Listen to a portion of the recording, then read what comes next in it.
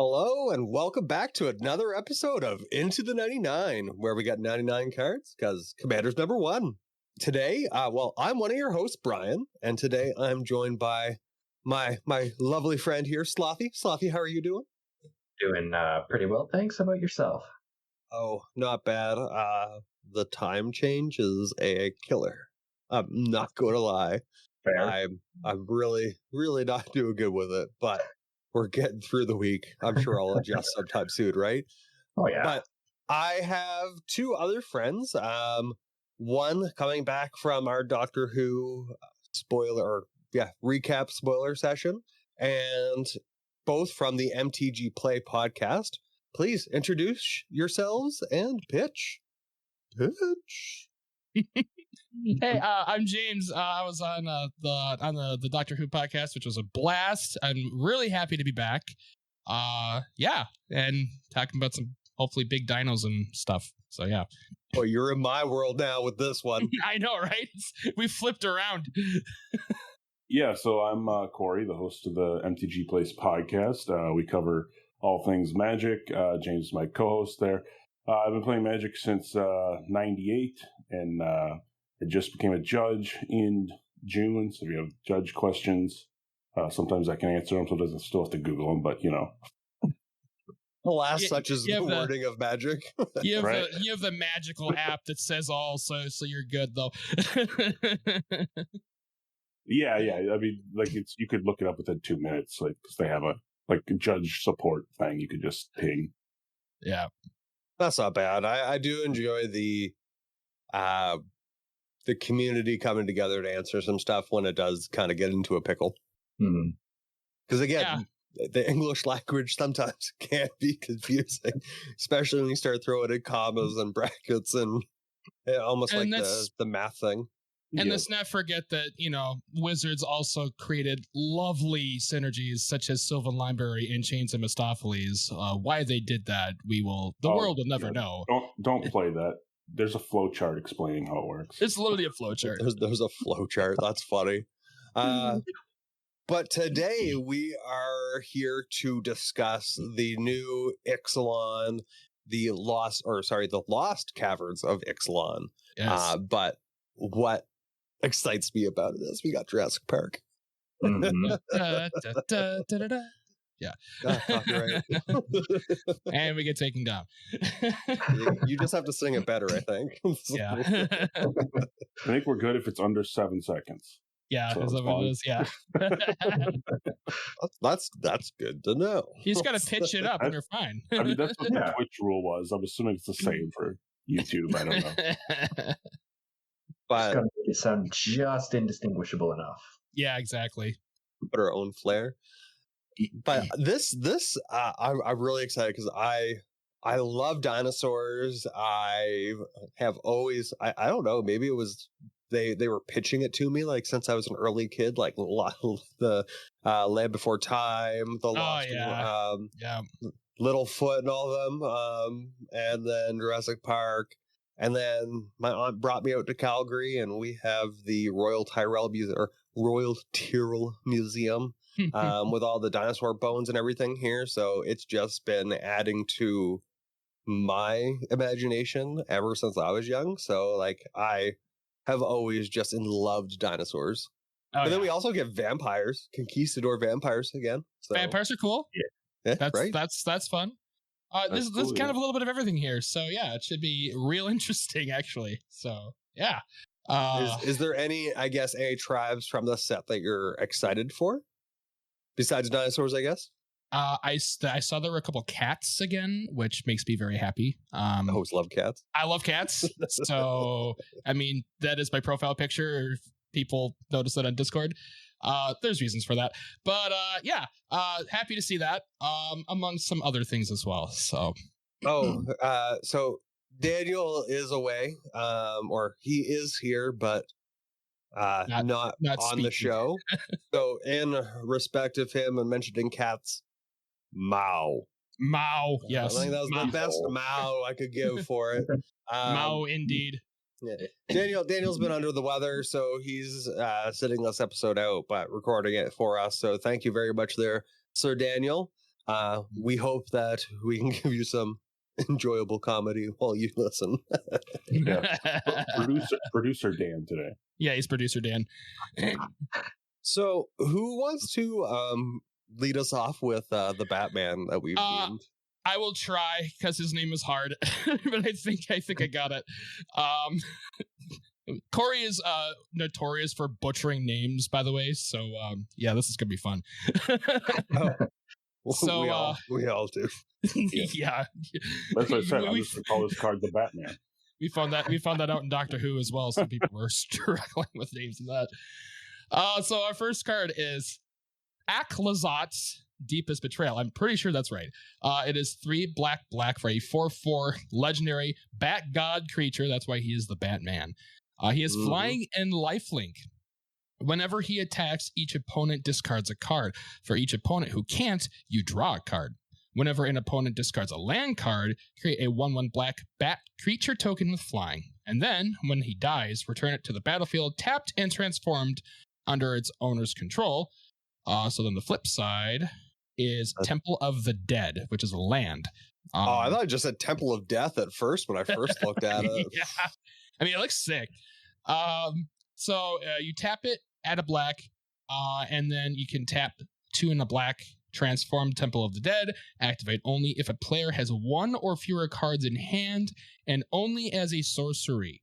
So there seems to be, every color has a god like this, I believe, in this set, and they all kind of have a similar mechanic like this, which is real interesting. This one seems pretty decent.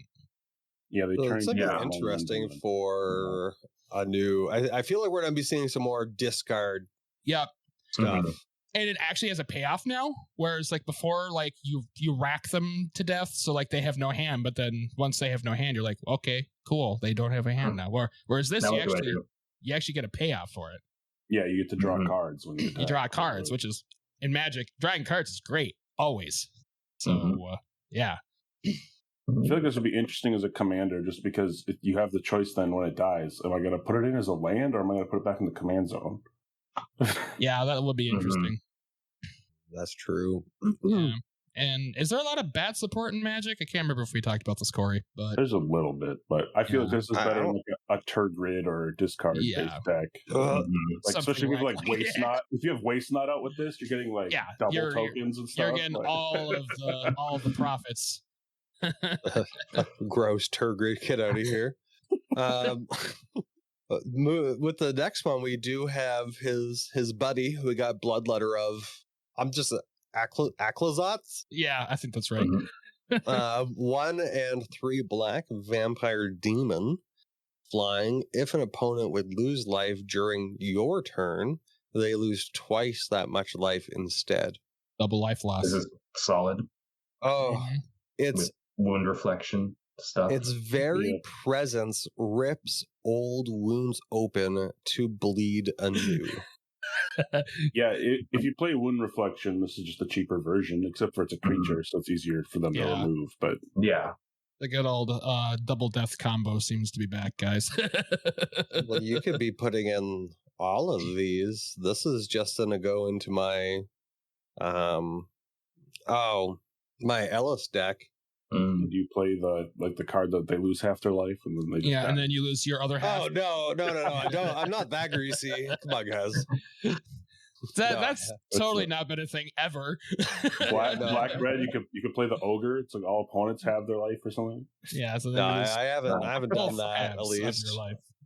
I played against some decks that Cory that have done. Actually, Cory hasn't really done that, but some people I've played with have done that, and it is so mean. I could see it like being a problem, like if you get out like Veto and like some of the other like cards, and then it synergizes off of that because it's only on your turn. So if you can like do at least like say I have a bunch of little 1/1 creatures come out, I gain a bunch of life, I trigger a life gain, someone loses that much life, and then at the end of turn, please, you guys lose double the amount of life that you ended up losing. Yeah, it also works with my favorite card, Kakusho, So Yeah, Cory's very much a lover. The black legendary the dragon. evening star. When it And dies, he is a everyone loses pain in the 5. You booty. gain 5. I used to do that in Reanimator deck along Yeah, with so the you white just- one. I've been- Sacrifice the white dragon, tap everything Oh, down. Yeah. you and our friend Mitch would get along so well. Yeah. We, yeah, one of those decks too. I've been running Kakusho and like Yosei since it was like standard. Like since it was literally it's just like okay. it came out. Before the legend rule change and you could just play one, they both die and they just lose half their life. Like, hey, you lose like 15 now. Oops. Or I do notice there are 3 pips on this card, so definitely good luck trying to play it in anything that's not mono black. You have good fixing. Accepted. Yeah, and that's you better have some good like fixing. Good with Mana Nick folks, rocks. those 3 pips, 3 devotion right there. Yeah, it's good for Devo. Who wants to take the Bone Horde? Sure, we got the Bone Horde Dracusaur next. It is 3 red for a 5/5 dinosaur dragon that's flying in first strike. At the beginning of your upkeep, exile the top 2 cards of your library. You may play them this turn. If you exile a land card this way, create a 3/1 dinosaur creature token. If you exile a non-land card this way, create a treasure token. So you get 2 impulse draw plus no matter what, you either get a dino token or a treasure token. Yeah, so you're rewarded for it no matter what, which is pretty good.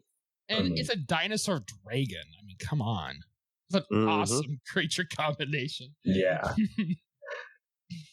Flying first strike with a 5/5/4/5 and the stapled on is not bad at all. Yeah, this is a lot of stuff for 5. Like you're getting your mana's worth with this card, 100%. Especially if you're in Brawl.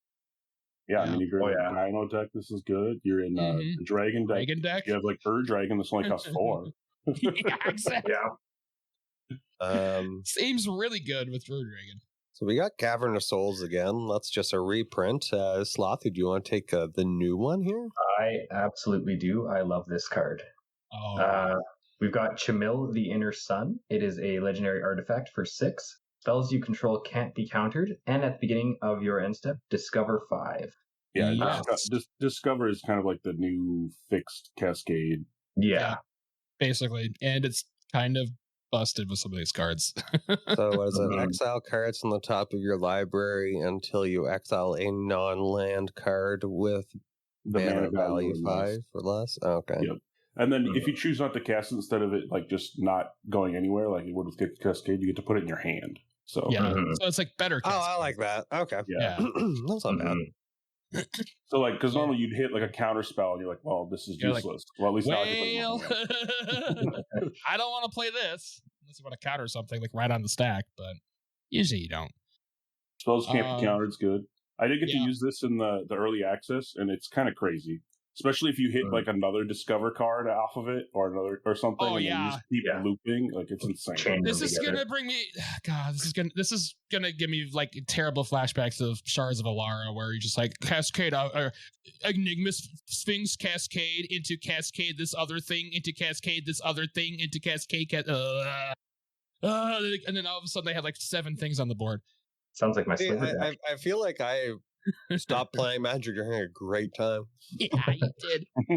There was some. I missed broken Eldrazi's. combos. I missed this junk. Like, yeah, Jurassic was another fun time of Magic.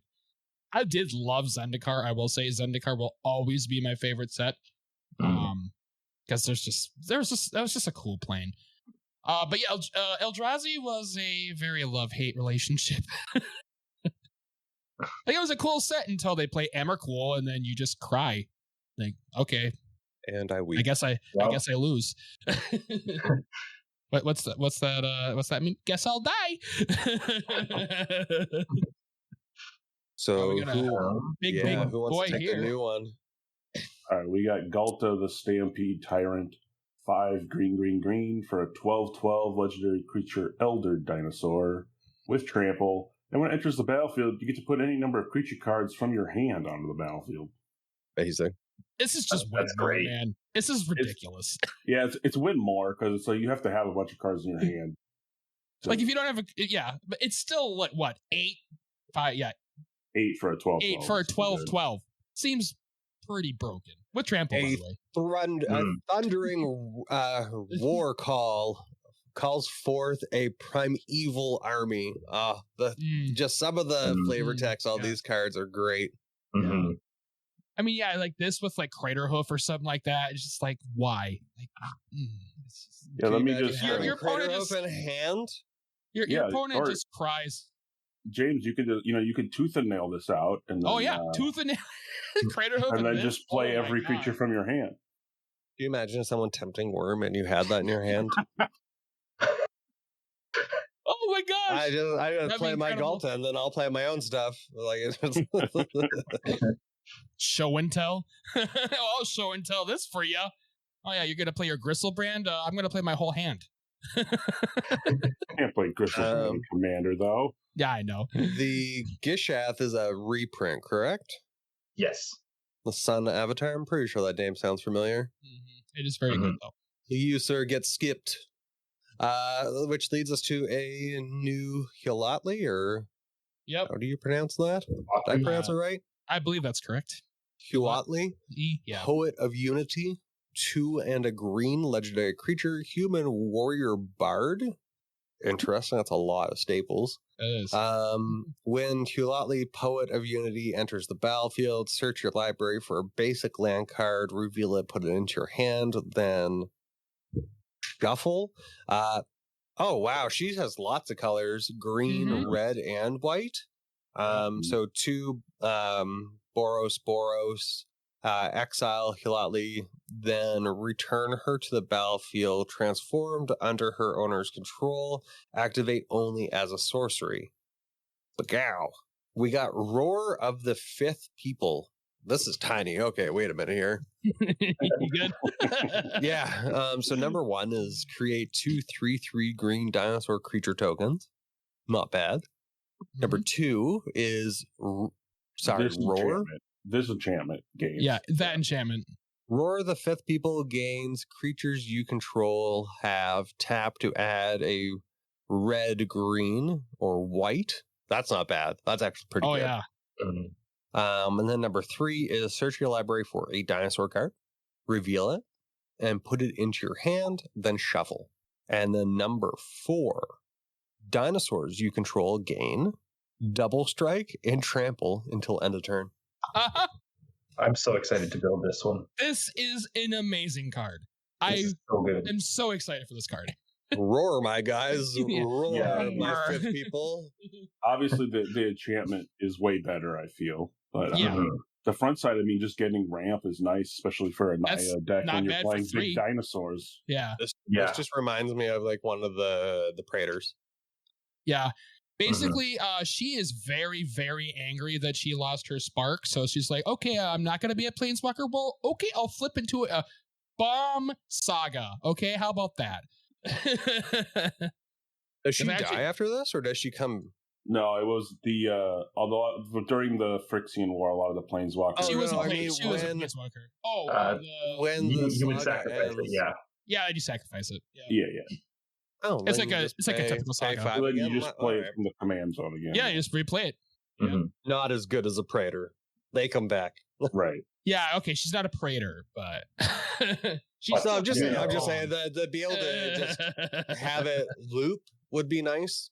Yeah, that would be sick for sure. Because paying 5 to search, sometimes it would be nice. Yeah.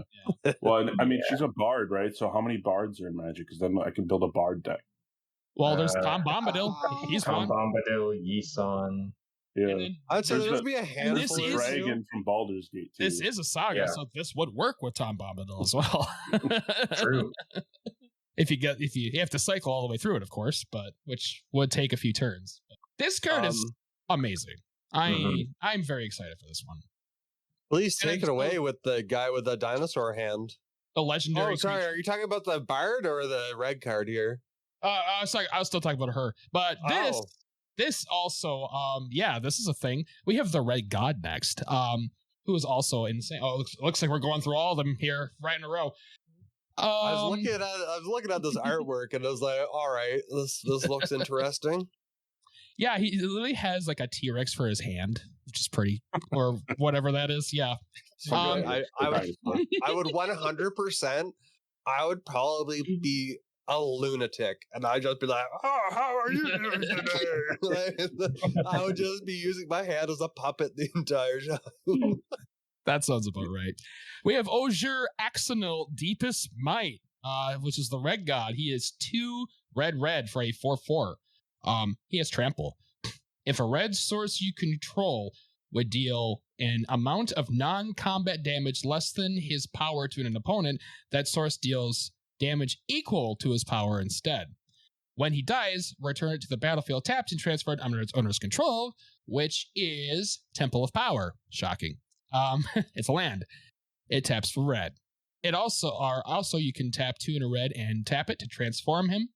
Activate only if red sources you control dealt 4 or more non-combat damage this turn, and only as a sorcery. So aggro loves this a lot.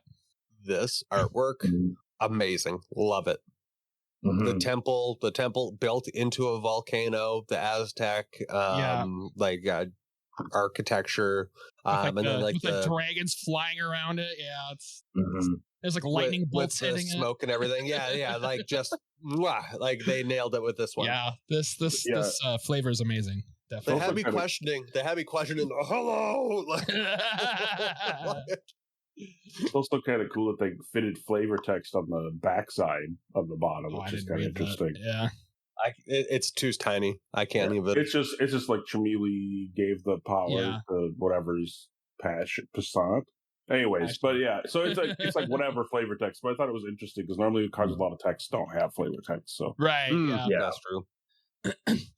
So this card, you just play like a lava dart and it deals 4 now instead of 1. yeah, just all the deal 1 damage to each opponent. Now deal 4. Yeah, no, So 4 this goes into a damage to each. Torbrand, or you run this guy as the commander. Obviously, Yeah. like lightning bolt kind of cries because it does 4 instead of 3, which is kind of whatever. I mean, or if you have a way to augment this, all Yeah, your sources do even if you're able more, to pump him, so like he's like a 10/10 or something like that. Oh yeah, then my lava dart does 10 damage to whatever. That's pretty good. Mhm. That's right. Yeah, this has a lot of potential to be very nasty. Or just play the Especially- thing that everything does triple damage, and now it does 12. Like sulfuric vortex and whatnot. Yeah, that's The city on Spicy. fire. They just reprinted Fire Emancipation. Yeah, Mhm. yeah. There's lots of wow. things that can feel that burn can players are happy synergize. about this one. Burn players love this card, and it only costs 4 too, which in burn is very manageable to play. Yeah. It's not that expensive. I feel like we're going to see this in aggro, especially. Yeah, no, it's a very usable card, and I'm gonna love seeing it because again, the puppet arm is just so. It's so funny to me just to think of like, oh, hello. All right, who Okay. wants the green god, the green dino man? So we got Ozur Castlum, the deepest growth. Looking at the artwork, I don't know what this is. I see the dragony thing in the background. What's the orange thing?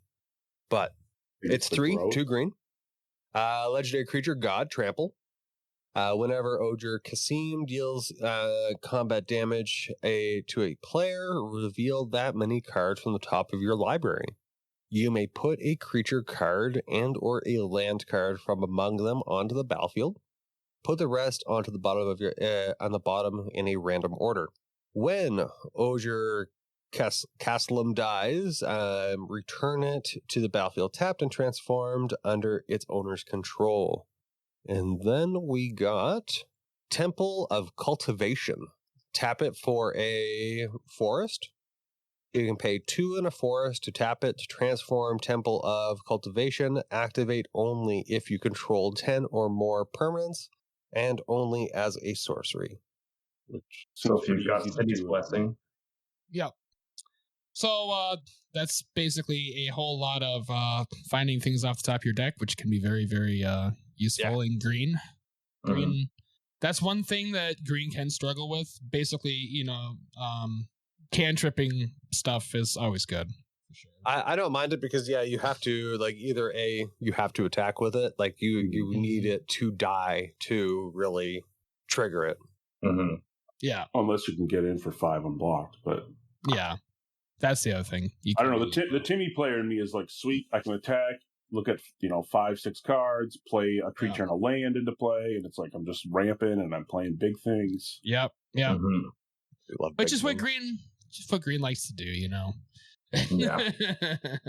Yeah, it's like you may put a creature card, under the battlefield. Well, what if you put Galt on the battlefield? Well, then you put the rest of your hand onto the battlefield, and then you're then you're good to go. And then if Crater Hoof also happens to be in there, you just swing in for 1,000,000 damage. So, yeah, this could trigger stuff.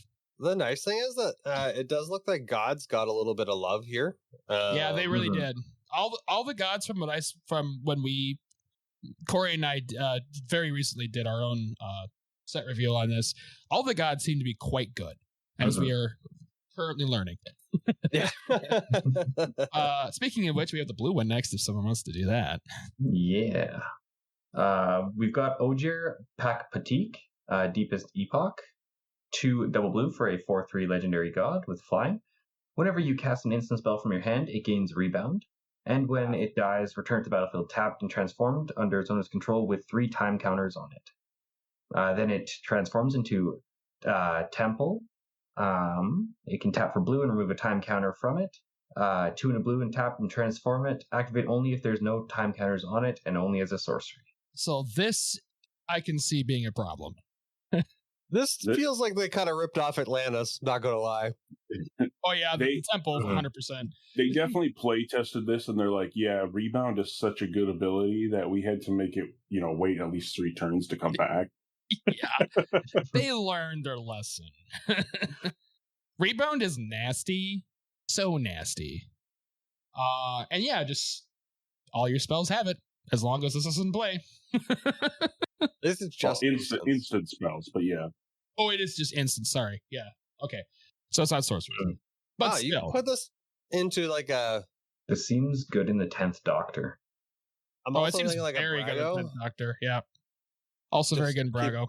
Bouncing. I cast like rebound or whatever, or not rebound. Bounce, right? I think that's just a 1-drop blue one, and then I get it back next time. So I'm just like, unsummon. Yeah, is it Cloud Shift? The one that just blinks. Oh yeah, Cloud Shift just blinks. Yeah. So you blink 2 things, because why not? And in Brago, that's kind of what you want to do. Yeah, this card, very, very good. I do like the serpentine kind of looking god. I really like that one. Yeah, it's pretty cool. Definitely. And it's got that huge, like, I don't know what that is on his back, but yeah, I don't know. The art in this was really awesome. I think it's supposed to be golden coin. I think it's supposed to be the orb that's like on the top of the temple in the next picture. Oh, yeah. That would make sense. Oh, that would make, okay. So it's kind of like a Mayan thing or something like that. It's his calendar. Get away from it. Oh, speaking of that, there is a card coming later on that's very silly. I'm sure we'll see. We'll have some things to say about that one as well. Slothy, you want this white god here?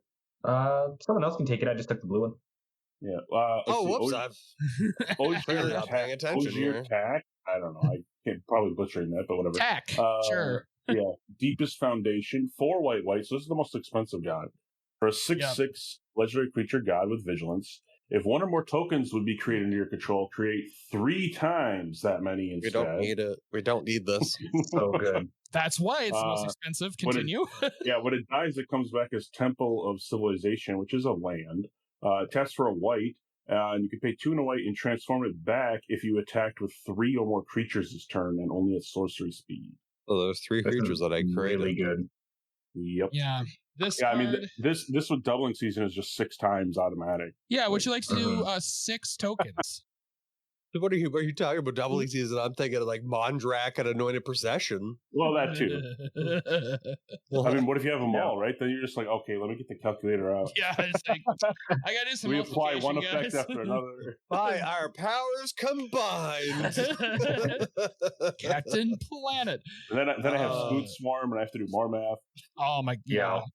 Why do you hate everybody? Okay, I'm challenge accepted. I'm doing it. I'm going to try to just make a Scoot Swarm deck with all of these. Who hurt you, honey? This is my Selvala Scoot Swarm. But yeah, if you like tokens, you got even more. Make more token love.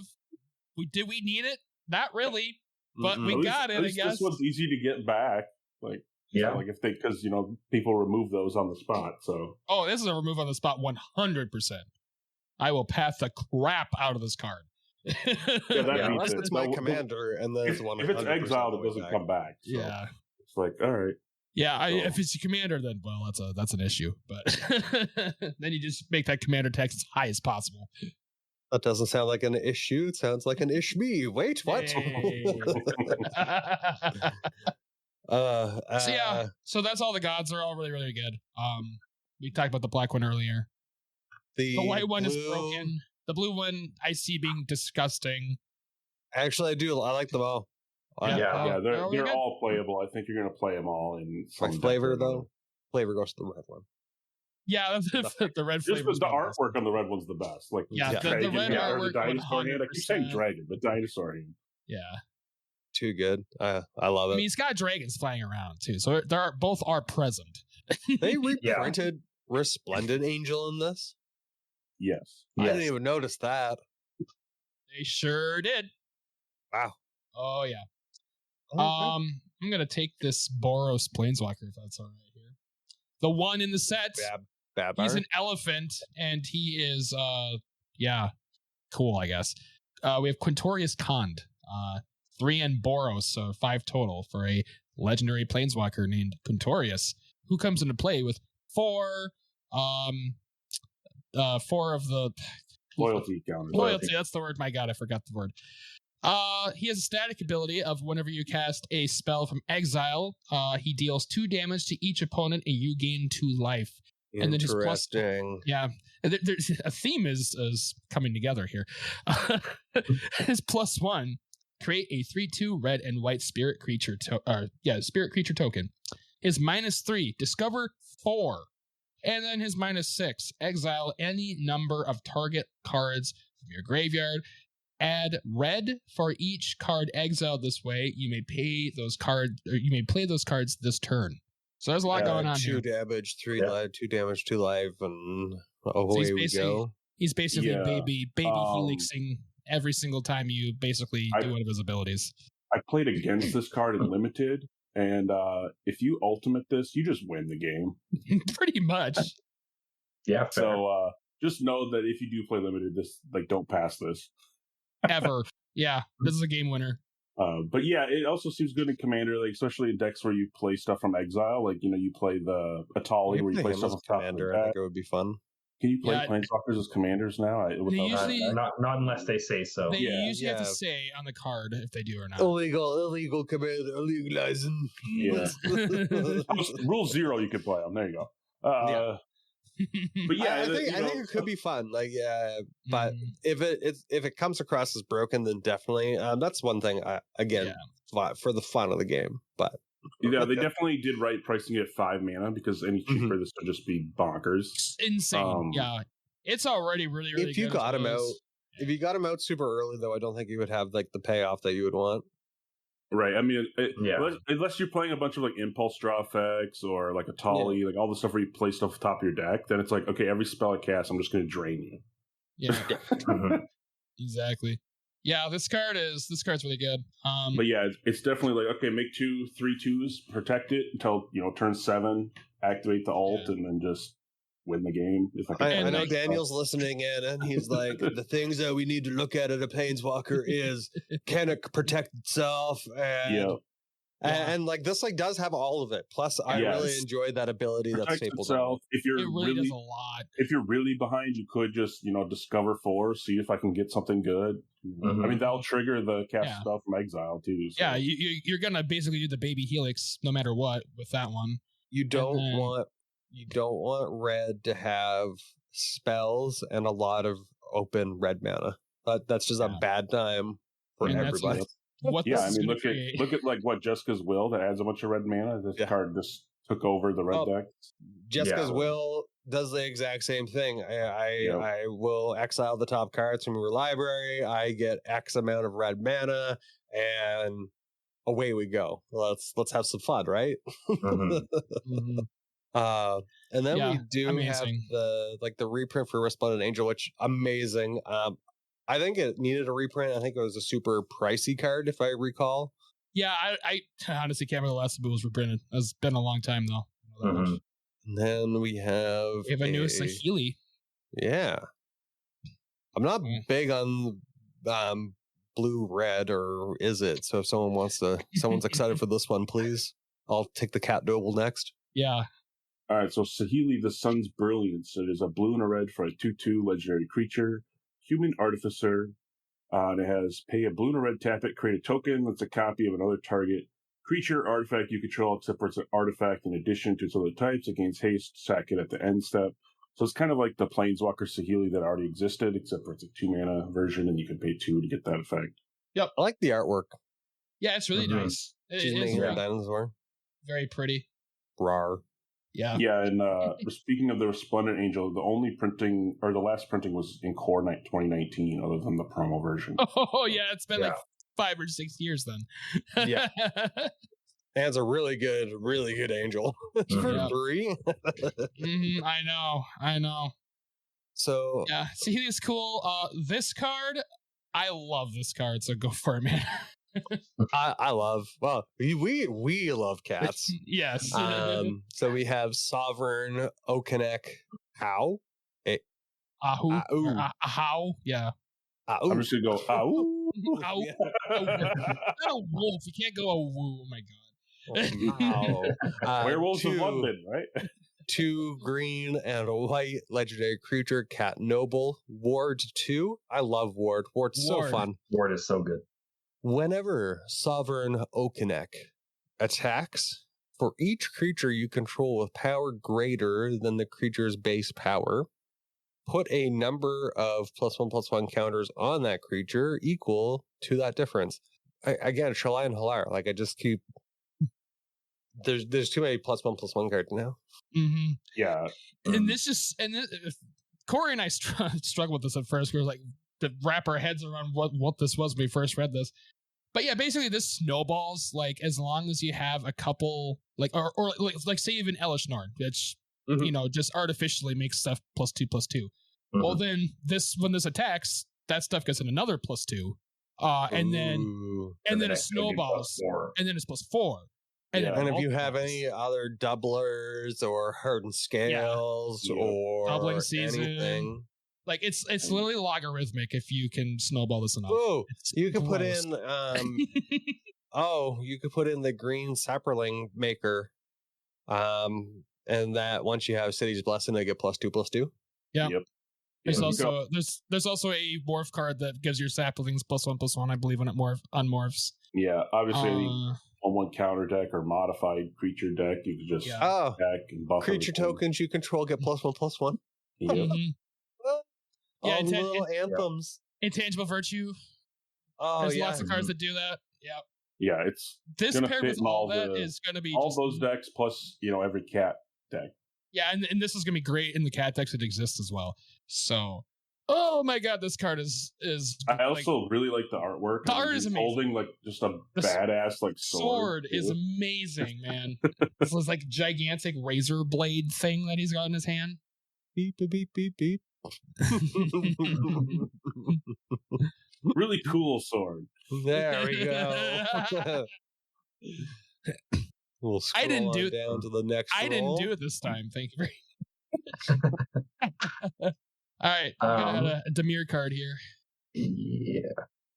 Lord of Death. Or is that the bat? That's the bat, I think. Yeah. We've got the Ancient One, blue and a black for an 8/8 legendary creature spirit god. With Descend 8, can attack or block unless there are 8 or more permanent cards in your graveyard. 2 blue and a black, draw a card, then discard a card. When you discard a card this way, target player mills cards equal to its mana value. Ooh. This seems decent. 2 for an 8/8. Just let that sink in. Yeah. Why? And you can just mill your... It can't attack or block though until you got... Right, but you can also just target yourself to mill as well. Yeah, you just activate its ability, discard like an 8-drop and target yourself. It's immediately online. Or, just fling it. Yeah, you can always fling 8 damage. Yeah. 2 for 8 damage plus another 1 for fling? Sure. Seems pretty decent. Yeah, this card I foresee being a problem. Very much so. In the right kind of deck. Obviously, you do have to build around at least you have to put a little bit of effort for this to work. Yeah. But not much. It's Not a ton, a lot though. of it's already there. You just have to get around the Descend 8 thing, and that's not hard to do. Yeah, that card's good. We don't need new mill commanders, though. Sure we do. Not at all. Yeah, we need more mill commanders. Yeah. Yeah. Because playing against Nekuzar is so fun. I guess he's not technically mill, but still, it may as well be. Who wants B and Indiana Jones here? Who wants to grab the jewel? So we got the Enigma Jewel. It's 1 blue Yeah. for a legendary artifact that enters tapped. And you can tap for 2 colorless. Spend this mana only to activate abilities. And then it has craft with 4 or more non-land cards with activated abilities, and you have to pay 8 and a blue for that. And so lets you exile this and 4 or more cards from your graveyard or in play as a sorcery speed to transform it into the Locus of Enlightenment, which is a legendary artifact, and it has the activated abilities of all the exiled cards used to craft it. You may activate each of those abilities only once a turn, and whenever you activate an ability that isn't a mana ability, you copy it and choose new targets for the copy. So Voltron to the maximum, baby. Yeah, just activated much what abilities dot deck. Yep. You want those activated abilities, like, say, something that costs a crap ton to cast to use or something. Well, it just automatically happens for free twice, because why not? Can you imagine putting it on Scepter? Isochron? Putting it on Mirror, the Mirror one that makes a copy of a permanent, but it's an artifact. Mm-hmm. I could just say Sensei's Dividing Top, like that's Yeah, just There's lots of things that can be broken with this. When you give artifacts, I think it just could be fun though. Like not like I would probably be looking to use it with like the file, like where you're just like, what are you trying to do? I mean, with this? you could put your like mana vault on this and mana crypt and stuff just to get around the downsides. And you could just tap for the mana, even though it won't copy it, but you mana still vault, can just tap for the mana. Crypt, the other one that's like 4 Worn Power Stone or whatever the heck it is. It only has the activated abilities. Yep. Yeah. So it won't and have it the does downside. it twice. And it does it. Well, you don't twice. copy the mana part. But, Yeah, the mana abilities don't get copied. That's but right. you that's can right. still use it as like a better version of your mana rock. Yeah, it won't bolt you for 3 because you miss your coin flip every turn. Because that's always something that one of our friends jokes about. It's like playing vintage. It's like, well, when Khan's in play, they have Crypt in play. They miss their flip every turn. They're gonna be dead in like 5 turns. And Cory with his Sylvan Library doing 8 to himself every time he plays Commander or with his freaking deck. Woof. That's why I like my Miri's Guile. I'll just look. I'll rearrange. I'm not going to take that damage. So that calendar I was talking about, this is it, and it's silly. Yeah. We have. I don't know if your calendars are supposed to eject electricity, but all right. Well, that's the fun of it, we have the Millennium Calendar. It costs 1 for a legendary artifact. Whenever you untap 1 or more permanents during your untap step, put that many time counters on the Millennium Calendar. And then you can pay 2 and tap it, double the number of time counters on the Millennium Calendar. And then when there are 1,000 or more time counters on the Millennium Calendar, sacrifice it, and each opponent loses 1,000 life. It's so silly. Yeah, you have to basically deck build around this, but I feel like it's not going to be that good just because, like, someone will just blow it up when you get close. Like, is it good? No. Like, you have to make it indestructible somehow or something, or make it so it doesn't leave play. He has a deck that's all based around skipping his own turn. So I could see him just like sitting here and taking this up all. Yeah, I mean, one way to try and do it is like there's the Sphinx that gives you another untap step. Yeah, there's things that give you extra stuff. There's like clock spinning that like gives you more time counters. There's and or all less. the stuff that like is more, proliferates and doubles counters. There's you can just like if you're untapping every turn, like on everybody else's turn, like you can just. Well, it only triggers on your untap step though. Yeah, because you have to be the one untapping the permanents. Yeah. Like, it's not just whenever you untap. It'd be easier if that's what it was, but it says during your untap step, which is the got part. you. So that's why I was like, the Sphinx gives you an actual second untap step. Yeah, so you can do it twice. But there's still like there's ways to it's like challenge accepted deck, right? Yeah, this is very much a challenge to win with this very silly way to win. Oh, is that who's up on that ladder? Neil Patrick Harris? I should say. Yep. That's what it is. Imagine doing 1,000 damage to everybody. That just sounds like the best way to win ever. Like it's so funny. Once I gained 1,000 life, what am I 1,001? Now I don't lose. Yeah, I guess you wouldn't lose that. I have a pariah on my stuffy doll, and then I'll just target it back to you. Anybody a fungus fan here? Oh yeah, the fungus card. He's a fun guy, I swear, guys. We have the Micro Tyrant. 1 black and green legendary creature, Elder Fungus. Lots of writing. Why do I pick these? We got Trample. The Micro Tyrant power and toughness are equal to the number of creatures you control that are fungi and or sapperlings. I already like it. Mm-hmm. At the beginning of your end step, create X11 black fungus creature tokens.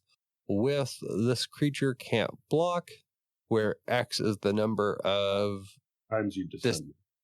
Times you've descended this turn. What's descend? Holy it's whenever a permanent is put into your graveyard from anywhere. Oh, so okay. It counts like how many permanent cards are put in the graveyard. Yeah, so if a lot of stuff dies, then so I gotta kill my things to attack. Yeah, pretty much. The tokens won't count because they get exiled, so it has to be something else going to the graveyard. That's permanent. So tokens still hit grave though.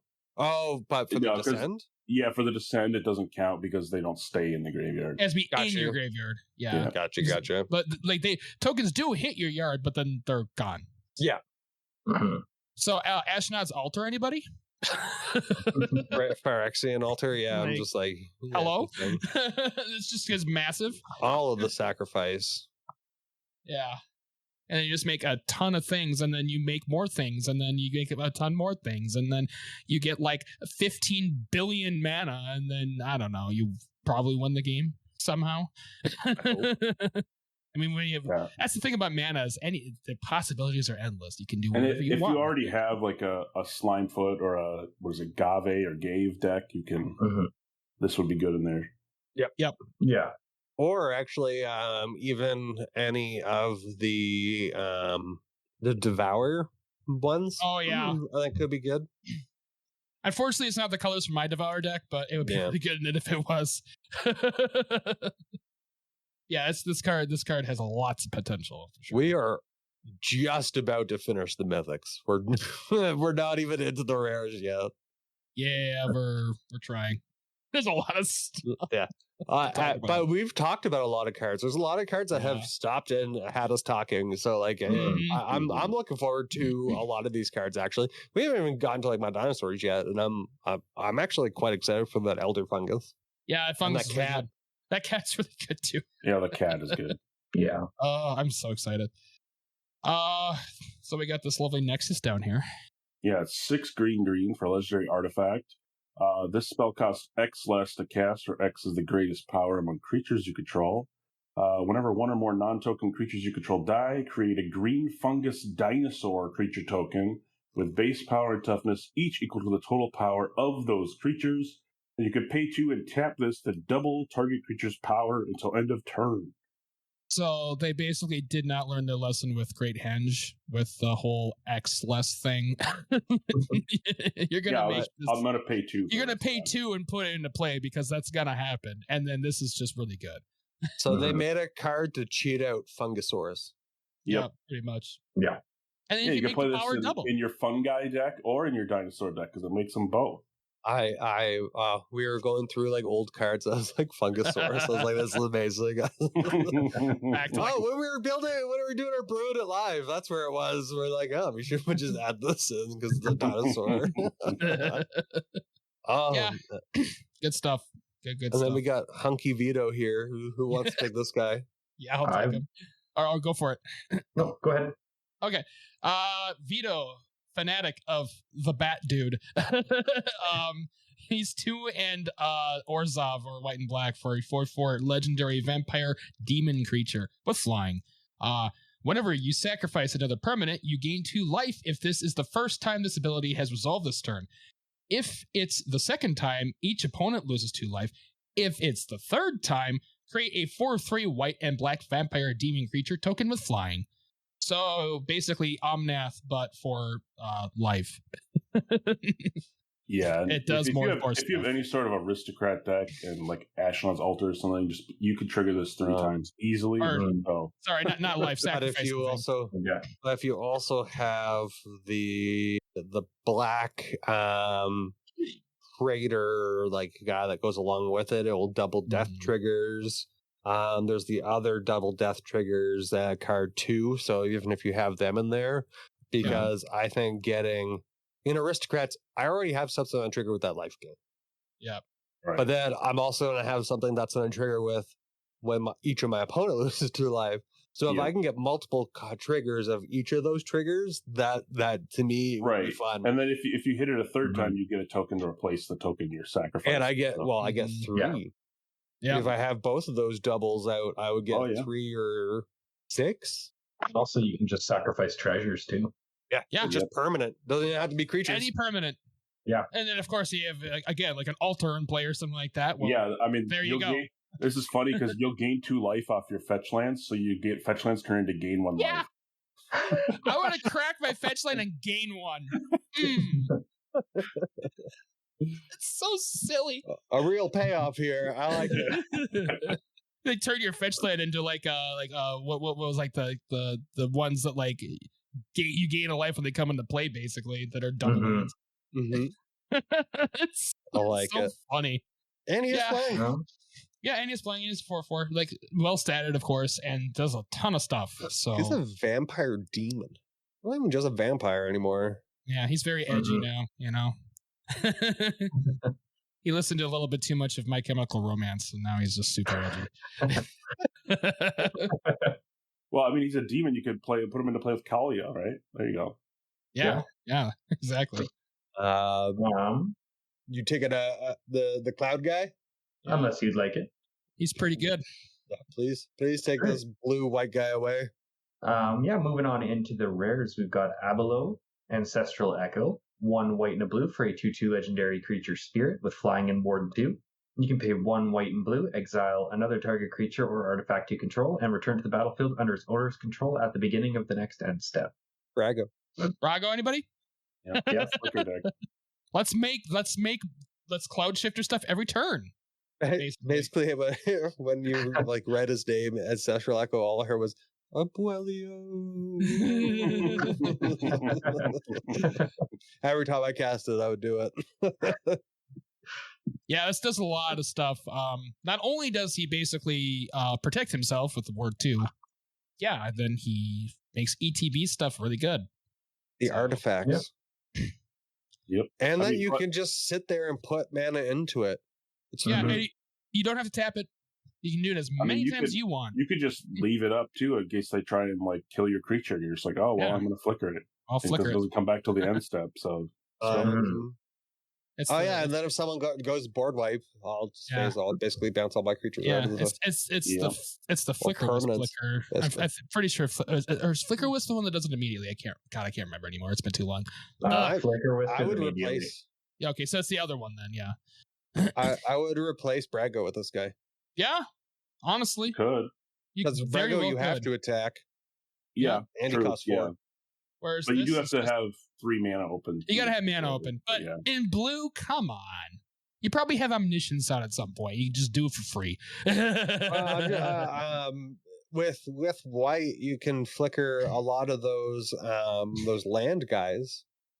Mm-hmm. So if someone is ramping, there is the one that lets you go and fetch X lands, where the X is the difference between what you have and what the highest person has, and then everybody goes and fetches that much besides the highest. Yeah, you could. I mean, you could also flicker your like monolith and your I call my Mana Alan Vault. Schnorn group hug deck. Mono white bounce that just fetches lands. It's funny. Group hug. Yeah. But then, of course, the other thing about blue is you just have Deadeye Navigator paired with Peregrine Drake, and then you just have mana. So, I mean, you don't care. You can do it as many times as you want to. Oh, see, I don't. I never try to go that like the infinite combo routes. But that's just me. I'm not saying it's bad to do it. I usually don't either, to be fair. But that combo is in my prerogative. So if it does come up, it comes up. But yeah. So we have Abelios Awakening. X. Wow, that's a lot of mana. X3 and a white sorcery. Return target artifact or non-aura enchantment card from your graveyard to the battlefield with X additional. Wow. +1/+1 counters on it. It's X. It's a 1/1. Oh, it's a 1/1 spirit creature with flying in addition. I was like, wait a minute. Yeah, so I feel like most of the time you're just going to play this for 4 and X. You just play for 4. But yeah, you don't have to pay the X is just like, oh, I have extra mana. Well, let's pump it, I guess. Pump it up. But it's nice you can get an artifact or an enchantment with it right in the point. Like, is it amazing? Nah. There's other cards that do it for cheaper. But, it's just another way to do it, basically. To bring stuff back. And it turns it into a creature in addition. So you also, can attack with it, I guess. They blow up my, that's actually pretty good. If they blow up one of my, protection enchantments, I just bring it back again. Mm-hmm. Yeah. But that's also or if you played like a big cost artifact and they blew it up, you could bring it back too. Yeah, like something. Rhino Portal or something. Or enchantment. Yeah. Get your privileged position back. Yeah, exactly. That would be nice. That's what I was thinking. Privileged position or greater Auramancy, something along those lines. Yeah. Yeah, there's definitely a lot of things that are. This would work very well with. Who's first among our equals here? We got Ockle Packle, first among equals. I probably butchered the name, but Ockle Packle, right? Yeah. Ockle Packle. 2 in a blue for a 1/5 legendary creature human advisor. The beginning of each player's end step, if an artifact entered the battlefield of your control this turn, look at the top 2 cards of your library, put one in your hand, the other in the graveyard. Some of these names, I love them. Yeah, I know. They're kind of funny. I think it's okay. I mean, if you have a way to flash in artifacts, I guess you get to what is that, anticipate or whatever, every turn. Yeah. 1/5, really good blocker. Yeah, it's got a big butt, so you can't bolt them. She sits there the entire time. It's like, oh, you bolt me? That's cute. Yeah, I mean, she's sitting in a chair if you have the chair tribal deck. Yeah, true. Chair tribal. That's funny. One of our other friends that host, Sherman, he has his book tribal. Everything has to have a scroll or a piece of paper or something in it. Well, this one has a scepter, so there's that. There's a lot of things that have scepters in Magic. Well, speaking of, we got this very nerdy-looking lady over here. I guess Amalia Bienvenidos may as well be. Benevides? Yeah, sure. She's Orzhov for a 2/2 legendary creature vampire scout. Ward, you gotta pay 3 life. So yeah, that's cute. Bolt yourself. Whenever you gain life, Amalia Benevides Agira explores. Then destroy all other creatures if its power is exactly 20. Which is kind of funny. Yeah, I doubt that part's gonna happen very often. But I mean, that's just silly. The ramp in black white is pretty good.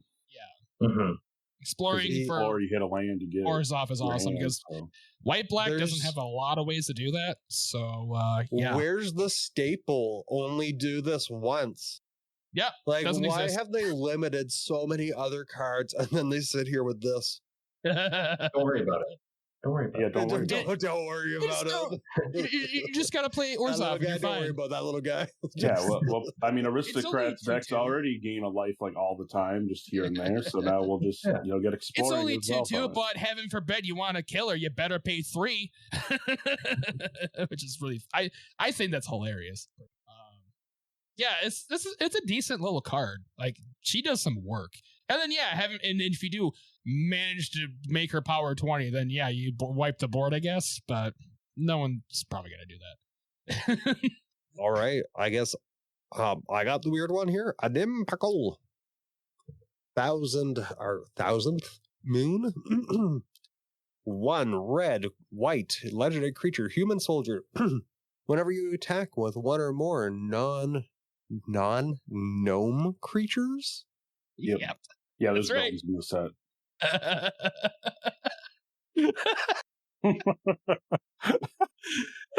Like, pardon, put X +1/+1 counters on a Nimpickle. Then create X11. So But a +1/+1 counter, then create X11s. Yeah. Okay. 1 +1/+1. And then create a gnome artifact creature token that are tapped and attacking, where X is the number of +1/+1 counters on a Nimpickle. All right, so they make the gnomes. Okay. Yeah. So just like gnomes. There are other things that do in this set as well. This is not the only one. Yeah. But yes. What happened to dinosaurs, merfolk, vampire, conquistador? Oh, we got gnomes now.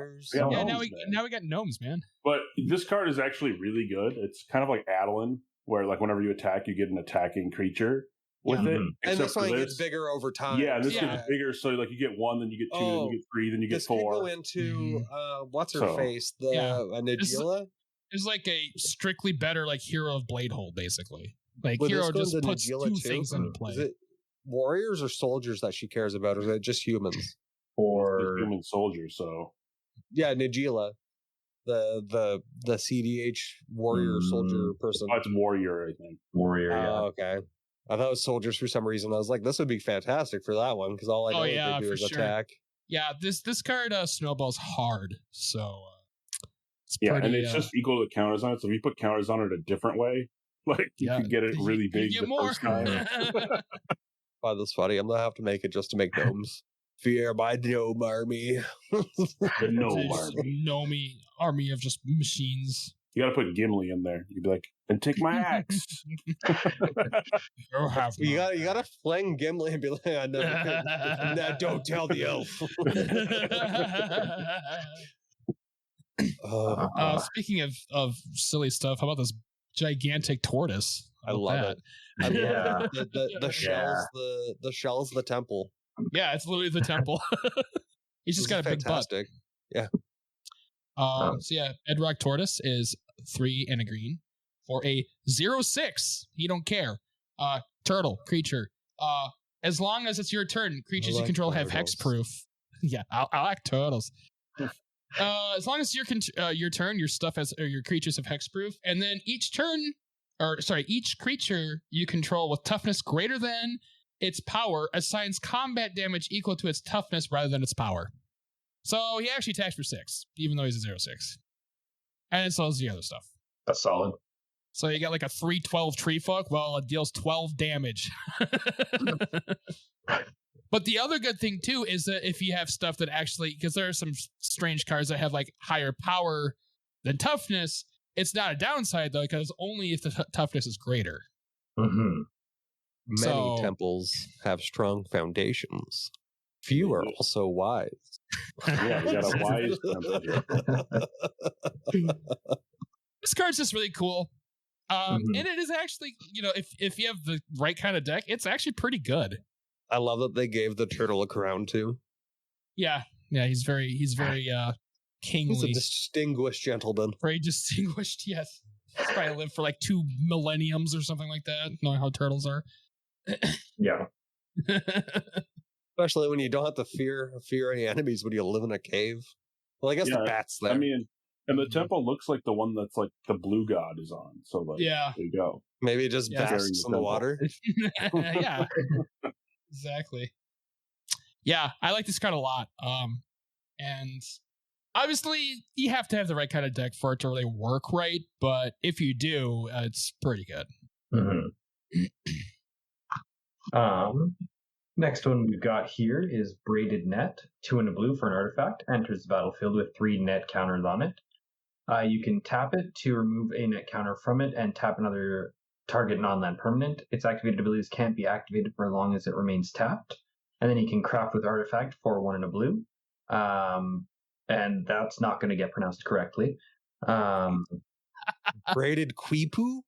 Yeah, something like that. Braided Quipu. It's an artifact, 3 and a blue, and tap it. Draw a card for each artifact you control. Then put Braided Quipu onto its owner's library, third from the top.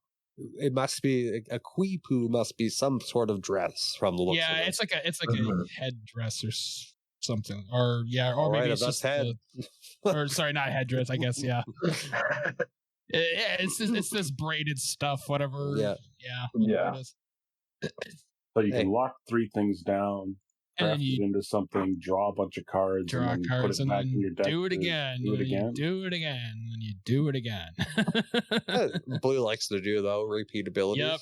Blue loves that. And then third from the top, well, if you have top in play, you can put it right back on top if you want to, and then immediately draw it. This can be a very dirty card, honestly. And then we have Brass Tunnel Grinder. Yep, we sure do. 2 and a red. I don't know why I picked the ones with all these writing on it, but okay. When Brass Tunnel Grinder enters the battlefield, discard any number of cards. Then draw that many cards plus 1. Okay, I like it. I like it so far. At the beginning of your end step, if you descended this turn, put a boar counter onto the Tunnel Grinder. Then, if there are 3 or more boar counters on it, remove those counters and transform it. Okay, I got through it with no mistakes. Hey. Then we got Ixalan, the Searing Rift, and that might only be because I've played so much Civilization. Aztecs, number 1. Yes. So we tap it to add 1 red, and then whenever you cast a permanent spell using mana produced by Ixalan, the Searing Rift, discover X, where X is the spell's mana value. I will also put in this is a cave land as well, which is a new thing in this set. Oh, interesting. I didn't even look at that. Yeah, there's a few cards that do stuff with caves. And there are some synergies in this set that have to do with caves. I do like it that basically the boar dug into an old tomb or old. Like I like it. I like it. Yeah. So far, I'm liking the flavor. Yeah, they really knocked the flavor out with this. It does take like 3 turns to flip it, but once you do, this thing seems very, very good. It's amazing. Yeah.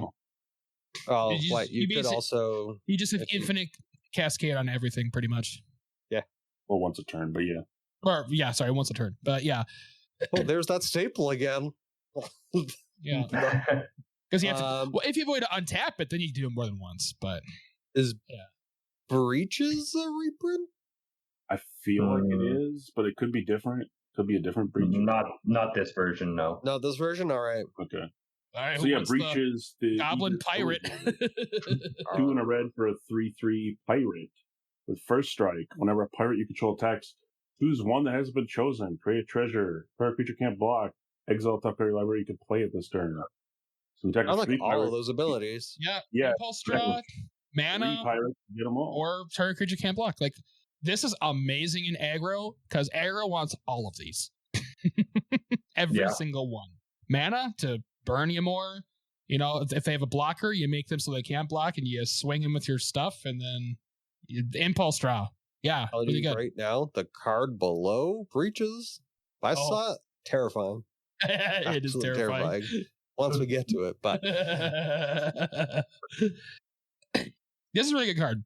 I like seeing more pirates. I want to see more love for tribes that don't have synergies.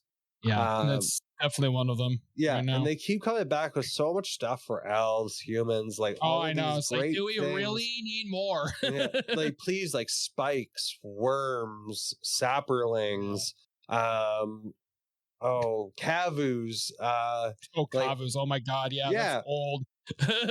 Yeah, like you have all these creature types. Like, let's show them some love. Like, bring them back. Like, I would love to have a Kavu deck. That's like a dinosaur dragon like without wings or a long tail. Yeah, they're cool. Yeah, like dog dragons. Let's get back on the topic here.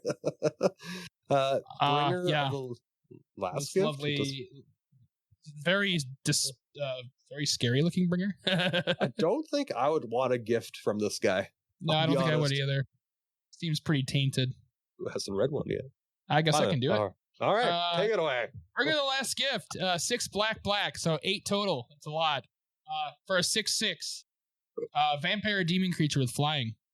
When Bringer of the Last Gift enters the battlefield, if you cast it, each player sacrifices all other creatures they control.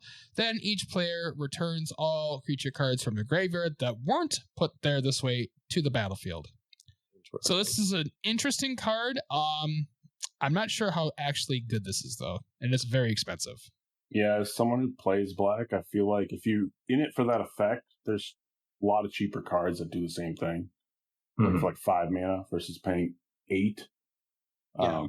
But, if you want a duplicate of that effect and your goal is to have more creatures in the graveyard than your opponents when you play it. Yeah. So. You really it takes a lot of setup as well. Yeah. I really had to lean in there to actually see what the art looked like. I thought it was like a big purple guy, and the red part was like his face. Well, that's a bat. There is a bat in there. Yep. Bat reassembling a dinosaur, it looks like. Yeah, it's like some dinosaur bones. I will be a stronger form. It's a vampire demon, though, not a bat. Yeah. This isn't even my final form. This is cool. Now it's the a cool video card, can see the artwork. It's a cool card, but I don't know how good it is, though. Unfortunately, I feel like this one was priced a little too high, and it's just too niche for it to really be played well. See this right here, Corpse of the Lost, Skeleton Love. Yep, Skellies. Who wants Skellies? Finally, that's another little bonus to maybe I can do a skeleton deck, but I don't think there's enough skeletons. I want to after I saw this in my Halloween deck. Yeah, this is a good card though for it. So if someone wants to take this one away, what's that song? Something skeletons. Oh, spooky, scary. Yeah, there we go. And that's enough for no DMCA. Okay. Corpse of the Lost. It's 2 and a black. It's enchantment. Skeletons you control get +1/+0 and have haste. See? Amazing. Really good. Yeah. But the only way to really say get the bonus of this is to have Maskwood Nexus, a way of making all of my creatures a creature type. So when Corpse of the Lost enters the battlefield, create a 2/2 black skeleton pirate creature token. Amazing. All right. So now we can do pirate stuff. Yeah. And then at the beginning of your end step, if you descended this turn, you may pay 1 life. If you do, return Corpse of the Lost to its owner's hand. Yeah, so you can keep replaying it for the skeleton token. Yep. That's fun. Yeah. And it's only 3, so it's not bad. Yeah. And the artwork looks cool. They definitely stepped into a trap. And your skeleton is a 3/2 with haste. So yeah. Yeah. So the more that you actually can roulette it, or not roulette, but over and over again. Bouncing it, flickering it. This can be very, very good. But especially if you have a way to synergize with it. Yurok? He does ETB stuff? Yarok. Yarok. Yeah, you get it twice. Yeah. Let's go. Yep. Yep. This would be a decent card with that. Double skeletons. Let's go. Yeah. Oh, you could probably get enough out of black. Was it black, blue, green? Yeah. You can probably get enough Descend stuff for some good ETB. 100%. Yep. Yeah, it wouldn't be hard to do at all. Yeah, this is a pretty decent card, honestly. Like it does some work if you have the it's pretty good, on its own. And I'm gonna if say there is enough right skeletons, now, they did not need to print the last card on this row. In no way did that card need to be printed. We'll get to that. Put my foot down. Just all right, who wants to take the spooky head Easter Island head? Boing. I'll take it. Hey, Dum Dum, bring me Gum Gum.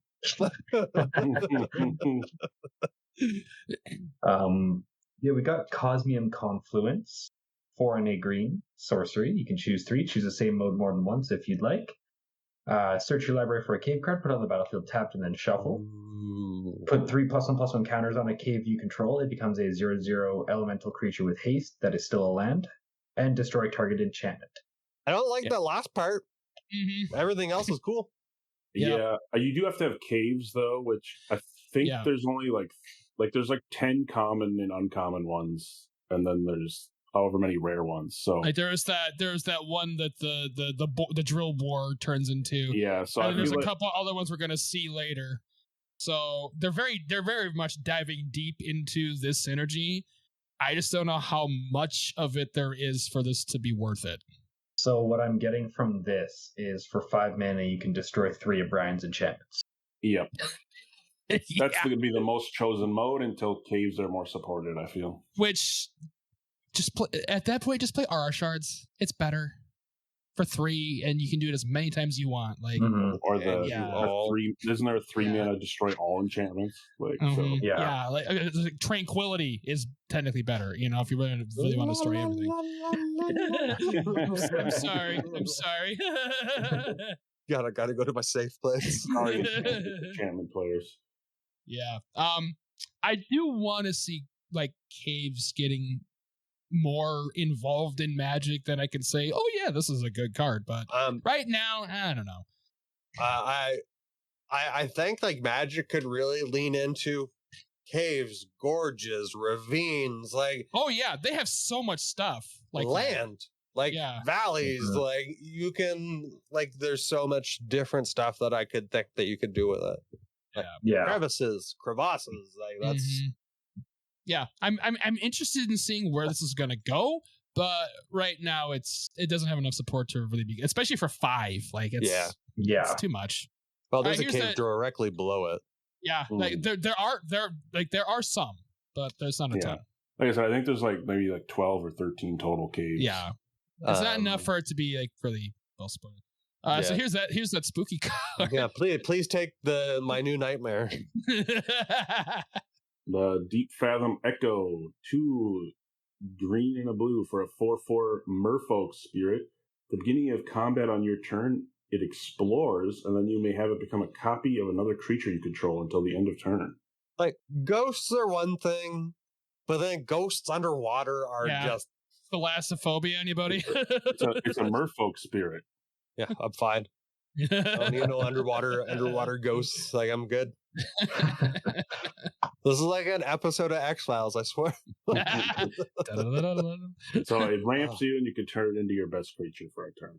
Yeah, like it's okay. There's way better cloning effects in this, though. Honestly, but then you pair it with the next card. Yeah.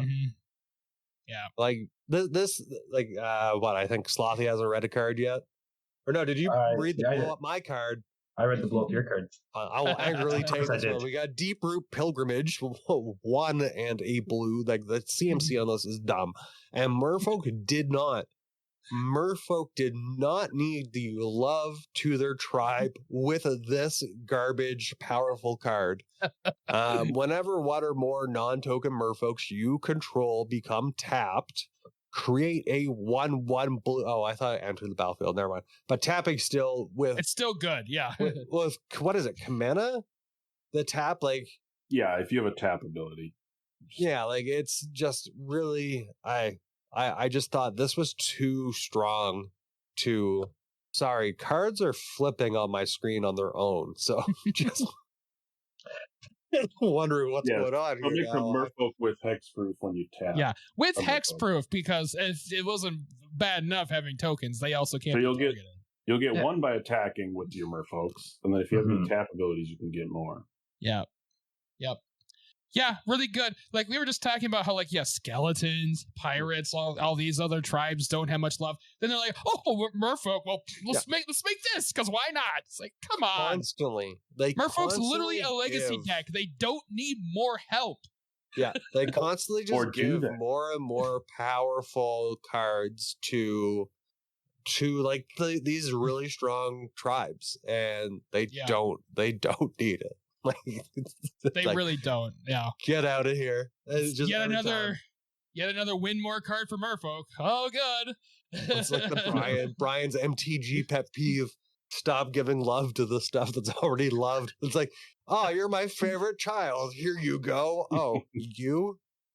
Here's a crumb. They did, like, I saw that and I was like, all right, like, my friend Dustin, he has this Merfolk deck already that has Kumena with all the abilities to tap and do stuff. And I'm just like, you're getting more Merfolk and and I'm just like, it just seems bonkers to me. I'm getting more of a payoff to wait and tap my Merfolks to trigger abilities to get more Merfolk. Yep. To do it again. Yeah. Well, technically the non-tokens can't trigger the pilgrimage, but they can trigger the commander, because you can tap it for the other ability, but you can't tap them if they had their own ability. Like, it blew my mind. It is non-token. That is true. Yeah.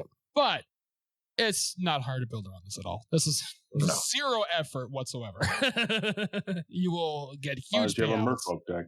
Man, now I know how, like, Dan feels. Like, this rant feels great. I got this off of my chest. Poor Dan's not here my rant aside, please. Someone else take this next card. All right, I'll take the big flail here. Honestly, I have mixed feelings about this equipment, so we'll get into that. But I think this half really, really good. It is red for an artifact that's on equipment. It has equip 1. Equipped creature gets +2/+0. Honestly, pretty dang good. Like, this is not bad. It also has craft with artifact for 3 red. So you exile another artifact, pay 5. You can transform this into the dire blunderbuss. Equipped creature gets +3/+0, and also has, whenever this creature attacks, you may sacrifice an artifact other than this.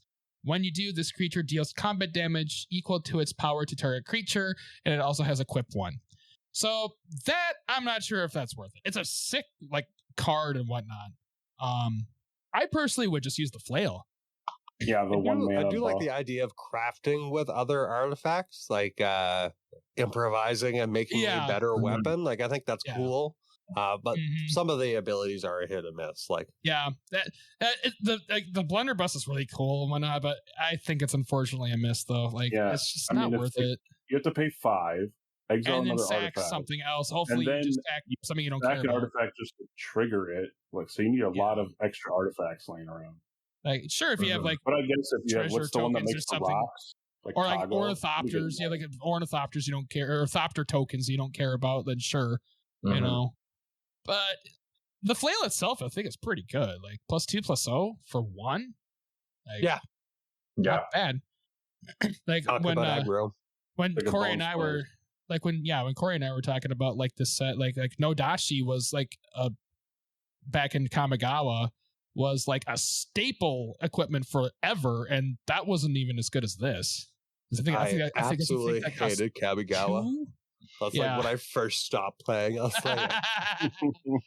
was like, I can't deal with these flippy cards. The flippy cards. Yeah, those were weird. Well, I was young and dumb, and I'm like, I don't like change. This newfangled technology. Yeah. I feel like, the flail's very good for aggro. Yeah. I don't feel like the blunderbuss is going to see much play, unfortunately, though. I mean, it is like, we if say you that have now, though. You can do it. we say that now. And we then, do like, say that now. It does basically give who knows? Maybe 3 years down the road, they'll print something that just breaks it all. Yeah. Mm-hmm. It does basically give you a way to fling your creature, which is pretty nice. So I'm sure you can play into that as well. But it needs to be built around for it to be really good. Yeah. I would agree with that. All right, so we got our cave land. Who wants to take the environment of my nightmares? Very, very what's the word? Liminal. It's the Echoing Deeps. It is a cave land. When it enters the battlefield, it comes in tapped and has a copy of any land card in a graveyard except for it's a cave in addition to its other types. And it also has tap for a colorless. Yeah. That's interesting. Yeah. So you can blow up your opponent's cradle and then play theirs and copy their cradle. Now you have a cradle, because why not? I like that, actually. Yeah, it's a good land. It's really, really good. Honestly, cave synergy aside, which we were talking about that earlier, this by itself is very good. It does a lot. Copying lands always is good. Yeah, especially this can copy any land. Yours. The good lands are going to get destroyed right away by something. So yeah, you'll be able to copy whatever's good in the graveyard. Yeah, it's like still silent waters reflect what was, not what is. Some philosophy stuff on here. Yeah, it's very deep in the mind, I'm trying to see. You say this out like in real life, and someone's like, "Wow, that was really deep. Like, did you come up with that?" Nah, magic. I'm trying to look at the artwork. Is that like a dinosaur staring into the? Yeah, that's what it looks like. It's like a raptor or something. He's like, "This isn't where I parked my car." Exactly. Oh, I definitely took a wrong turn here. Took a long turn back in like the Jurassic period, man. Then anyone excited for this one? I love the name with the second to last card, but it's that card is we'll get to that. Yeah. So we got Fabrication Foundry, 1 and a white artifact, tap to add 1 white mana. Spend this mana only to cast an artifact spell or activate an ability of an artifact source. Instantly, this is going to be going into Prince of Krug. Being able to double or create copies of artifacts are always good. Yeah. But let's read what the second part does here. So tap 2 and a white to tap and exile 1 or more other artifacts you control with total mana value X. Return target artifact card with mana value X or less from your graveyard to the battlefield, only activate as a sorcery. I don't think I would. The second part would be a payoff. No, I mean, so the first part's a mana rock, and the second part is some good artifact of yours got destroyed. You can bring it back by getting rid of this.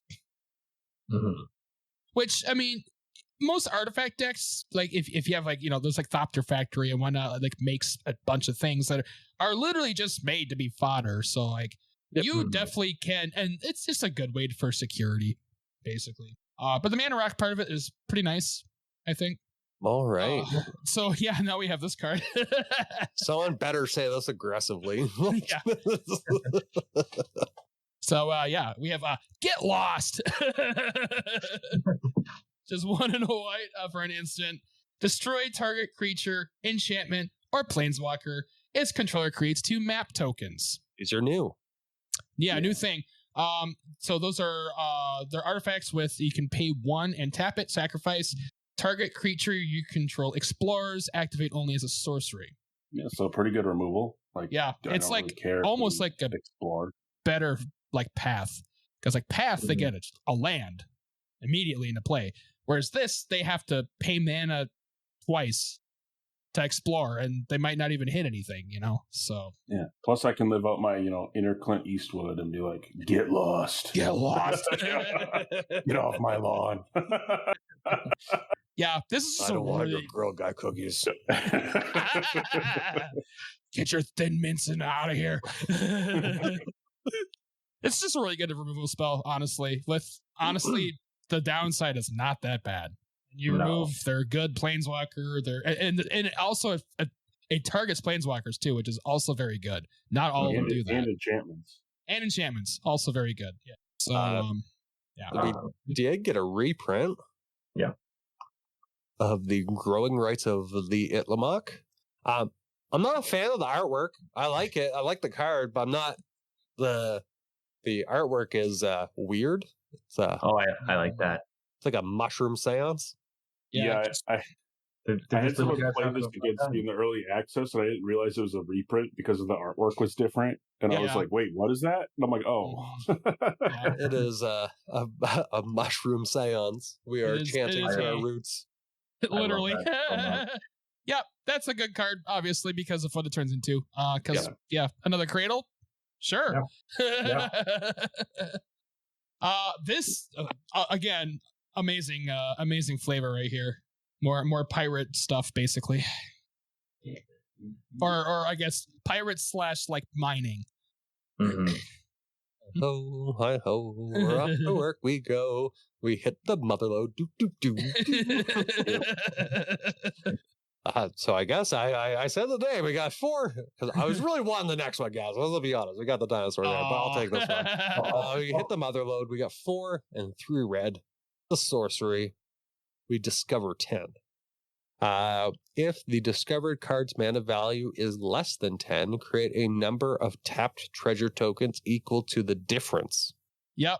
So that's really good because you're discovering for more than what this is worth, and then you're also refunded the difference. So that's pretty nice. 7 mana even if you hit a 1. Yeah, even if you hit a 1, you get a crap ton of treasure tokens. Yeah. So then you can spend it on something else. Please take the prettiest boy here. I would love to. I got Hulking Raptor, 2 double green for a 5/3 dinosaur. It's got Ward 2, and at the beginning of your pre-combat main phase, add green. Yeah, this is really good. Yeah. There's just no way around it. It's good. That's so nice, just to be able to add some extra mana. Big, nice, like defender. The CMC cost is 4, so it's 4 for a 5/3 with Ward 2, and two free mana. Yeah, so your pre-combat. In two turns, he basically refunds his CMC. He's like, okay, I'm free now. And Ward 2 is great. Hard to deal with. Dinosaur.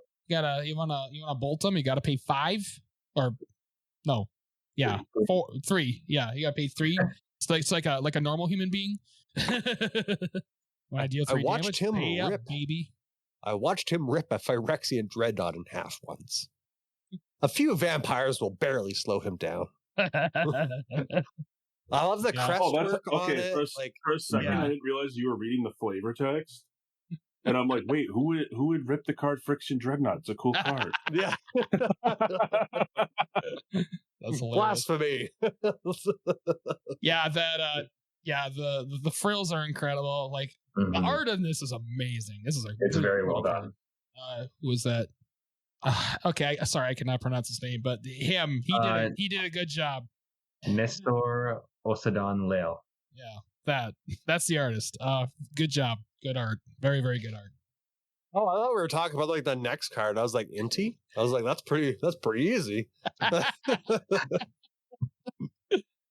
We can, how about the Dinosaur Rider? This is a pretty sick card too. I wish Cadillacs and dinosaurs would be my dream world. I guess I'll do it since I haven't done it in a little bit. We got Inti Senskull of the Sun. It is 1 and a red for a 2/2 legendary human knight creature. Legendary human knight creature. Ugh. When you attack, you may discard a card. When you do, put a +1/+1 counter on target attacking creature. It gains trample until end of turn. When you discard 1 or more cards, exile the top card of your library. You may play that card until your next turn. That's so you got cool. the pumping and you got the impulse draw. Very nice. Yeah, that I could see some really cool decks being brewed around that. Yeah. This card probably not a deck I'd like to see hitting me, but just because it has the attack. He's riding a dinosaur, so it's so cool. Again, flavor, man. Awesome card. It's really cheap and it does a lot. Like this does a ton of work. That's a good card. All right, we've been going for almost. Thank you for the people who have been sticking through with us. We've been going for roughly about almost 2 hours now. Or my recording was going a little bit longer than Daniel's, so about an hour and a half. So we'll do a couple more rows here, and then we'll call it a day. I'm really enjoying this set. We haven't seen any of the Jurassic Park cards. I think they're probably mainly in the commander decks, I'm going to assume. Yes, I believe they are. But that's what they might be. I think they're listed as a separate sheet too versus in the main set. Okay. But I'm with the set, I'm still quite, like, I guess looking through, we got the mythics, we got a good chunk of the rare so far. Mm-hmm. What are your guys' thoughts on the set so far? This set is incredible, I think. I'm really excited for it. Yeah, I think it's good. Yeah, it has a lot of stuff that I'm gonna be putting into decks or building decks out of. And the thing about like Ixalan last time, it was all about like the big dinosaurs, the big creatures. Like this is like a little bit of everything in this set. Like lots of love to lots of different tribes all lots at once. Lots of vampires, lots of pirates, lots of merfolk. Yep. Along with some dinosaurs, like we would expect from this set. Like, yeah, I think I'm seeing a lot more humans than what we saw in the previous one. I think it was mainly merfolks, vampires, dinosaurs. Those were the primaries, I guess I should say. But like the one thing that I did see as a odd man out, the Quintorius, because that's Strixhaven. Yeah. So I did find it weird seeing him on Ixalan. But Daniel did explain that a little bit. It would make sense for his character to come to Ixalan as well. Yeah. Plus, like with the story arc now, right? There's like ripples everywhere, so anybody can just go to any plane. Anyone's able to planeswalk basically with the lore now, which is very, very interesting. It can open up the storyline, which I think is cool. But I just was like, oh, interesting. What's he doing here? Not knowing, like, I hate reading. I'm going to be honest, but I play this card game, which is weird. But basically forces you to. Yeah, right. This is where I learn my English skills. It's hilarious. You get your reading skills from reading the Magic cards. Yeah, exactly. Yeah. We always joke. We have a saying RTFC, and we obviously can't say the F in this no podcast. But read the card. You know, so that happens a lot. But like so far I've really enjoyed the cards. There's lots of really cool legendary commanders so far that I think will allow some really unique build mechanics. So like so far I'm really looking forward to getting my hands on some of the set. Unfortunately, me too. My car set me back, so I gotta wait another paycheck or two to actually get. Yeah. Car trouble's the worst, man. Right? At least it functions, though. Well, There's also some. I will say that mine also functions. Too. Yes, there's some very good reprints as well. Splendid Angel. Had no idea. Like I said, that was like Cavern. $30 card. Cavern's a great card. And Cavern did just get reprinted too. Yeah. They did just get reprinted in the Lord of the Rings set as well. That's right. Yeah, it did. So now it's standard. Ooh, it was not standard in Lord of the Rings. It is officially standard now. So that's going to be interesting. You counter magic decks. Can you tell I don't play blue? Yeah, I don't very often. Counter magic usually irritates the crap out of me. Anything that slows the game down in my mind. I've stopped running like most board wipes and stuff like that. Most of the time it's just single target removal. Yeah. There are some times though that I would love a board wipe. Yeah, we were playing against our friend. Our friend made a deep sea creatures deck. A board wipe was very much needed in that game. Just the new is it the black blue cephalopod lady? No, it's the green blue Kiora. Oh, okay. Yeah, that puts them in for free, basically. He has a card in there that is an 8/8 and it has Ward 8. Why? Why do they make that card? Why? I didn't even notice that they gave us another mana dork here. Yeah, I didn't see this one. You want to go for it? Yeah, we got Intrepid Paleontologist, 1 and a green. Have you noticed that there's always in some of these cards the weird pink or purple stuff that's been floating around? Yeah, there has been a lot of the accent colors in this. Right? Yeah. So we got this human druid, 1 and a green. Tap, add 1 mana of any color. Pay 2, exile target card from a graveyard. Good graveyard removal is great. Mm-hmm. And I like I don't like a blanketed stuff, so a target is great for me. And then it's not just a relic. Yeah. You may cast dinosaur creature spells from among cards you own exiled with Intrepid Paleontologist. If you cast a spell this way, that creature enters the battlefield with a finality counter on it. If a creature with a finality counter on it would die, exile it instead. Yeah. If you could pair this up with, Solemnity, so counters don't go on it. Mm-hmm. Yeah. Just constant recursion of creatures. Forever. I mean, this is good just like as a, mana dork that can add any color. It's good because it can that by itself turn off graveyard decks by exiling cards, but it's also good in a dinosaur deck because you can recast your dinosaurs. You also have a payoff if you do it to yourself. So, yeah. Some of these cards, they really just go like, what else can we staple on this? Yeah. Let's just make a card that's good in every deck and even better in one deck. Yeah.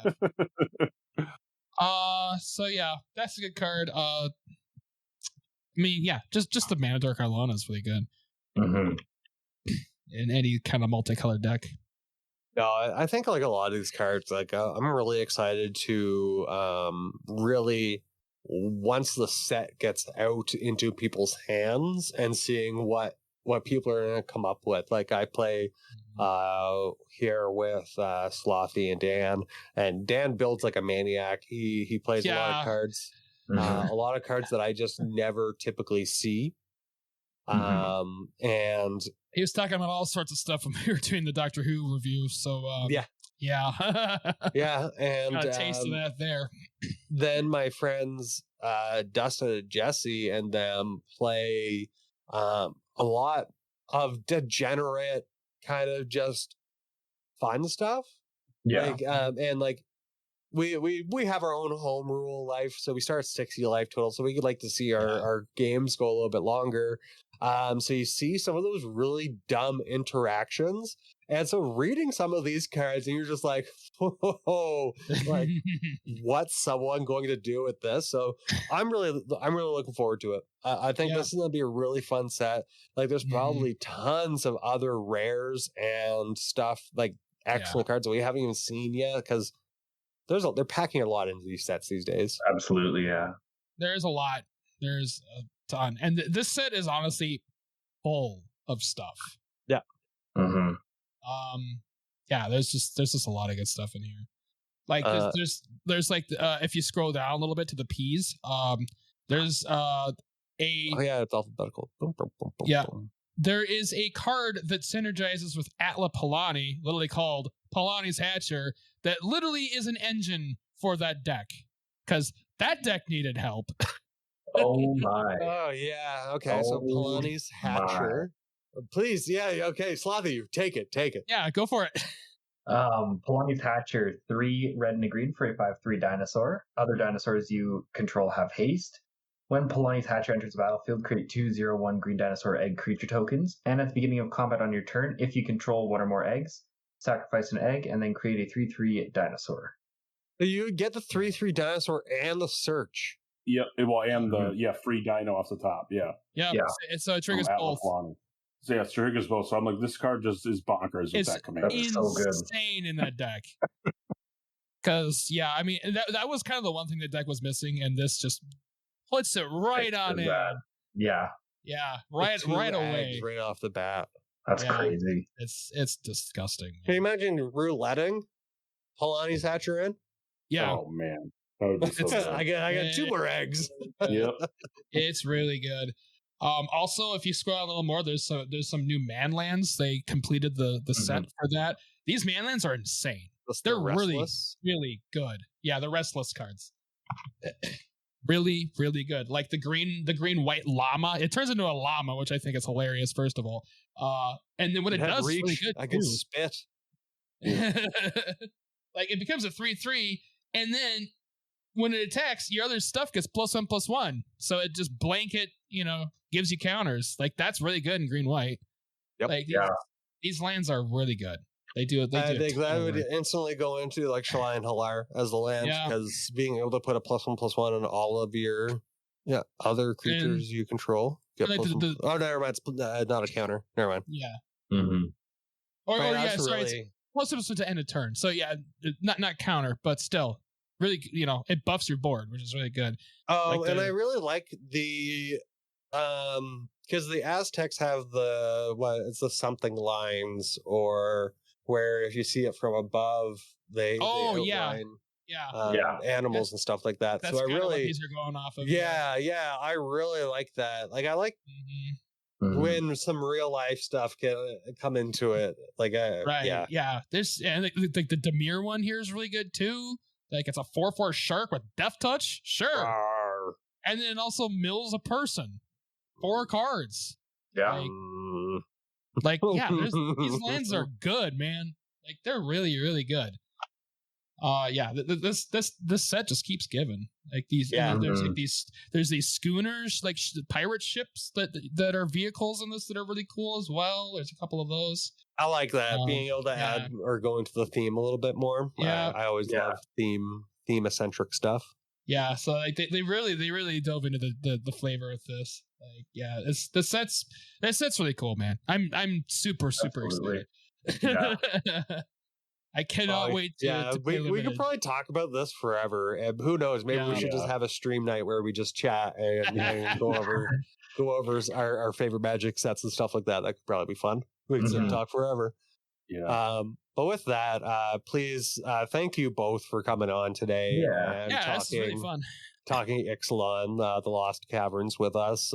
It's been a blast. I really enjoyed having you on for the Doctor Who stuff. Just really great. Yeah, that was a great time. I definitely enjoyed that, and I'm glad we were able to come on. And Cory was actually available this week because he was out of town that week, so he wasn't able to be on.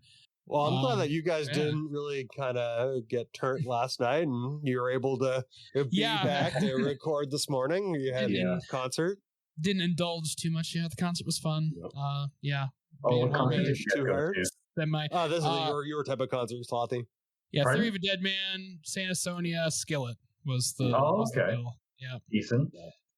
Yeah, it's actually the first time I've seen Theory, which is actually really fun. I've seen Santa Sonia and Skillet like 4 times. Corey's seen them like teens of times at this point, I'm sure. Well, Skillet, because they were at like every festival I used to go to. So he went to like a ton of different music festivals. But yeah, it was a good time. Made it home not too late. It's a little early, I would say, but and I'm still recovering from the time change as well, as Brian was also saying earlier. My body still does not like this. Yeah. But where can everybody find your guys' stuff? Us. Yes. Yeah. So you can find all of our stuff at our YouTube channel, MTGPlace. We put out a podcast every week, and we have draft videos and vintage videos probably pretty much daily. Yeah. And then you can find all of our content over there, and also at our website, mtgplace.net. Yeah, we got a lot of different things. We do a podcast we try to do a podcast every week. It doesn't always happen, but we do. Yeah, we'll do limited stuff. We do. We're trying to start recording some Commander games. We're figuring that out. But we try to post a ton of stuff. So everything about Magic. Great. Yeah. So go out, make sure check them out, show them some love. Yeah.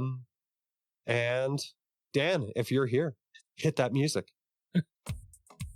Magic powers. Thank you all for listening to us here. Slothy. Yeah. We have a partner.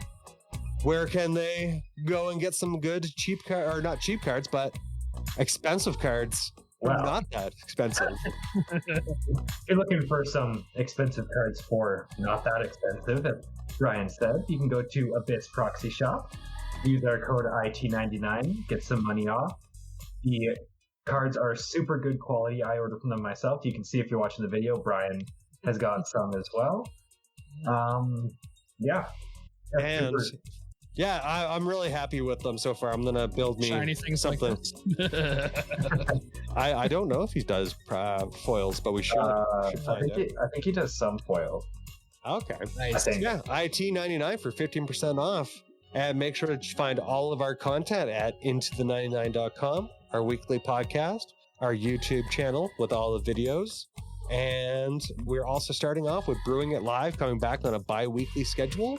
Join me, Slothy, and other hosts with some guests as we brew some new commanders live with you, the community. And that's going to be Thursday nights around 6 or 7 Mountain Time. Yeah. Thank you, guys. Have a great day. See you later. Peace. Peace. Mao. Mao, indeed.